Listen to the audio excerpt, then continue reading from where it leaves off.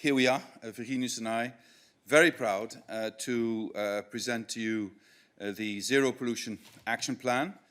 And as I said, we also discussed a new approach to blue economy, which actually is an integral part of that. Climate crisis, pollution, biodiversity loss, threat of ecocide, they all threaten our marine environment and the long-term viability of the blue economy. So the approach we set out is to develop a sustainable blue economy, and Virginius will come back to that extensively next Monday. And I would really encourage you to listen to him, because I think this is one of the most exciting things I've been a part of in the last couple of months. Now, for today, the Zero Pollution Action Plan, it's geared to bringing the way we live, produce and consume within the boundaries that the planet has set. Pollution determines how healthy and how long our lives will be. Zero pollution is at the heart of the Green Deal, closely connected with our strategies such as farm to fork and biodiversity. When we talk about being climate neutral, this is not just about being carbon neutral, but also having zero pollution. That's the only way we can truly become climate neutral and prevent the loss of up to 1 million species, which we risk doing now. So we need to urgently bring air, water and soil pollution down. By 2050, we want all to live in a toxic-free environment.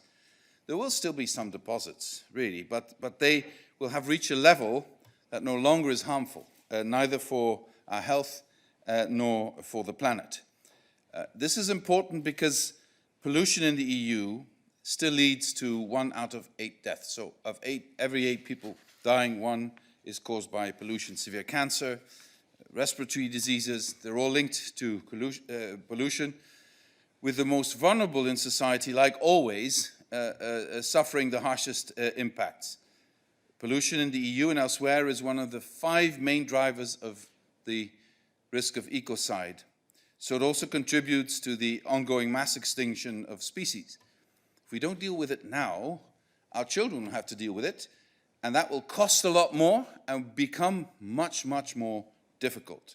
So to create a toxic-free environment, we have to look at all sources of pollution: the cars we drive, the way we farm the land, the pesticides we use, the way we heat, power and ventilate our homes, even the noise we still make. It impacts our health and our lives, but it also determines the fate of the species on which all life on Earth depends. You know, we need to start understanding that if we talk about nature, we're also talking about ourselves. There's no such thing as humanity on one side and nature on the other. We're a component of nature. So, to give you an example, we want to reduce the health impact of air pollution by more than 55%, protect biodiversity from air pollution in an extra 25% of our ecosystems. We want to lower the share of people chronically disturbed by transport noise by 30% and cut in half the loss of nutrients, the use and risk of pesticides, and the sale of antimicrobials for farmed animals and in aquaculture. The action plan also sets targets for plastic litter, microplastics, and residual municipal waste, but again, I leave the explanation also to Virginius, obviously. There is not one source of pollution, and there is not one solution. All our policies and upcoming legislative proposals must work towards achieving the zero pollution vision by 2050. We need to connect all the dots, and that applies to every single policy area the Commission has responsibility for. So our overall guiding principle is to avoid creating pollution.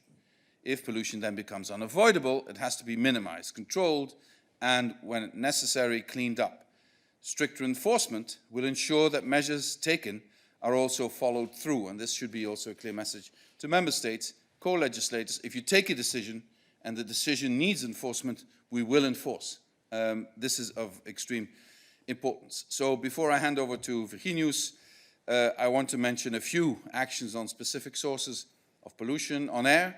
We need to improve air quality outside and indoors. Our actions will include a proposal to cap ammonia emissions on noise.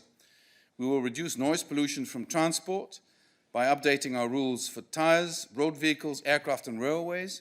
On water, we need to reduce pollution from, for example, microplastics and pharmaceuticals.